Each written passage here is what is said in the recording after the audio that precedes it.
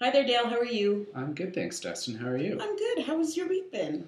It was a kind of crazy week. I agree. So let's start right away with the main craziness. Justin Trudeau running, or well, we don't know.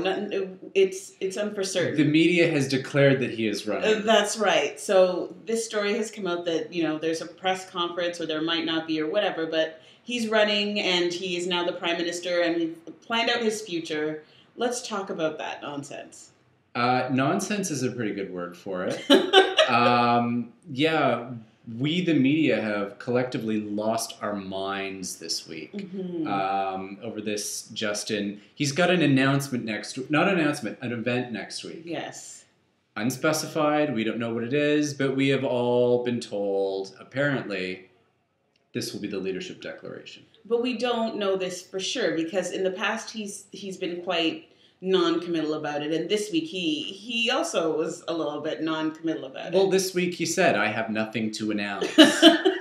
So, are there going to be a lot of embarrassed people walking around next week? Do you think? What are we wagering on this? Possibly. Okay. I wouldn't offer any kind of wager, but Mm-hmm. it does seem a little too early in the game for next week to be the announcement, Mm-hmm. simply because the leadership contest doesn't actually begin until November. Mm-hmm. And if he's already a front runner without even having declared, by coming out this early, he's going to put a lot of attention on him really soon. He's going to have to start spending money sooner than he would if he holds off declaring until at least the race has started. Well, and plus, the longer you're out there, the more opportunity there is for gaffes. Exactly. So. So it doesn't really make sense for next week to be the announcement. Mhm. And yet, this is what sources have said. Sources. Well, let's talk about the Liberal leadership race that isn't actually a race right now because no one's actually said anything. Well, there's been a couple, but they're not sitting MPs. No, they're not sitting MPs. So, in his race for the potential, in his quest for the potential leadership race that may or may not be announced next week, who is or who could Justin be up against? Should he announce next week that he is in the running?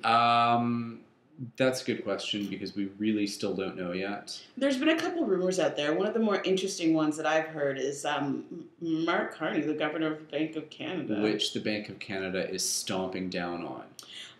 That's true, but I mean, Yeah, it's still out there. this is another one of those things where reputedly some liberals are trying to recruit him, Mm-hmm. and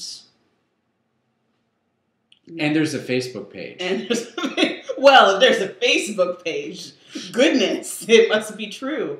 Well, are you willing to put any other names out there that you have heard of? I only mentioned Mark Carney in the context that this rumor has been, to your point, fairly persistent and ongoing for a long time. I mean, I would put the same amount of stock into that rumor as I would Andrew Coyne. Oh, okay. Basically, neither of them have said they want, but people are projecting that these would be awesome leaders for the party, and therefore let us create buzz around it. Okay, and it actually puts both guys, I think, in a very kind of awkward position of having to say, Sorry, not interested. Yeah. Got other things on the go.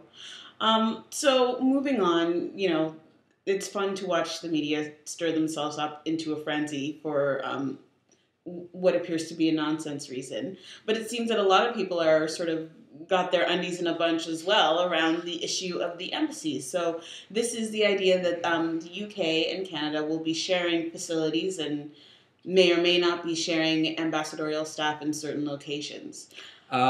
Just embassy locations, and mostly just actually consular affairs.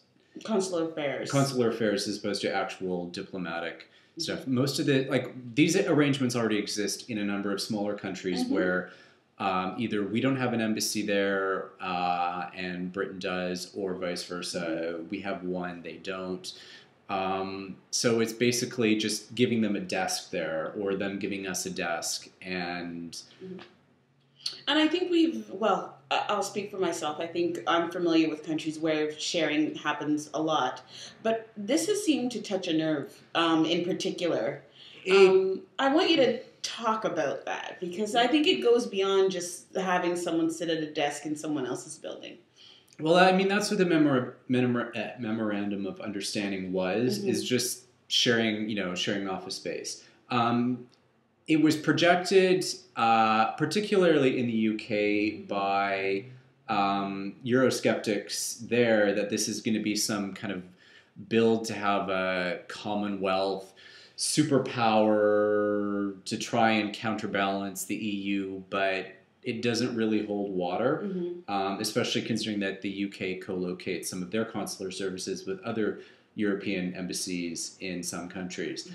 So it's kind of a bit of conspiracy theory ish. And it kind of got wound or ratcheted up in Canada by certain parties trying to curry favor in Quebec, and certain official opposition parties who are still playing the game of trying to outblock the Bloc Québécois. So anytime they can try and call the Queen bad to score some points, that's basically what it was. So we should just take this at face value. Two countries trying to save money in terms of foreign service costs. You scratch my back, I'll scratch yours. There's nothing nefarious going on here. Yeah, it's like I said, it's just formalizing arrangements that already exist. Okay. And basically that's what the memorandum of understanding said. Just say MOU for me. MOU. MOU. MOU. So last but not least, this is a really hot topic. I know that my Twitter and my Facebook have been lighting up on this. It's the abortion issue that's currently going on right now. Yes. Abortion in quotation marks. In quotation marks. Because, I mean, yes, that is at the heart of it, but that wasn't what the actual vote was on, which the vote was about striking a committee to look at a section of the criminal code that defines when human life begins. Which, I mean, is a backdoor way of approaching abortion, but this motion was just about striking a committee that never would have actually gone anywhere because they would have a non-binding recommendation that Stephen Harper would have said, thank you very much, and put it on a shelf and let it collect dust. That said, I think the passion it's evoking is symbolic. Yes. For the gesture alone of what's happening. And in particular, I know that Ronna Ambrose has been at the center of a lot of the discussion, given her role as the minister. Yeah. And she did vote in favor of the motion. She has chalked it up to her constituents' wishes, which I can kind of believe because her riding is fairly large. Well, a large portion of it is rural, and also because she says she has concerns about sex selection abortions. So aborting girls because they're girls. But again, it's hard for that to have an act. She did also say you can't really have a law around it, but she wants to raise awareness. So hard to, when you look at it that way, it's hard to demonize her too much about it. But I mean, she did put herself in an awkward position. So, we have to say, at least point that out. I would like to say, though, that this debate has made certain other people go slightly insane in terms of parliamentary procedure. Yes. And it's the idea of, putting a kibosh on private members' bills to a certain extent. Although I to your point, I don't think that's realistic. Exactly. And that's the suggestion that the NDP particularly have been putting forward, that that this, Harper is just so tightly controlled his caucus that this obviously was a deliberate, what do you call it, testing the waters, and that he, if he really didn't want this, he should have been able to clamp down on it. Except it's private members' business, so he can't clamp down on it. The whole point of private members' business is that your leader and the House leader and the whip don't control what you get to put forward. And basically, and I've been asking this on Twitter all week, and not one single NDP person has gotten back to me, does your leader control your private member's business? Because that's what they're suggesting, that if they want the Prime Minister to control his caucus, his private members' business. Well, ipso facto, does the NDP leader then control his party's business? Well, and it would make sense that it would apply to all parties if that's the way they're going to push it. Exactly, Okay. and it does make me suspect that that might actually be the case. Okay. Which is probably why you've been met with silence. It's possible.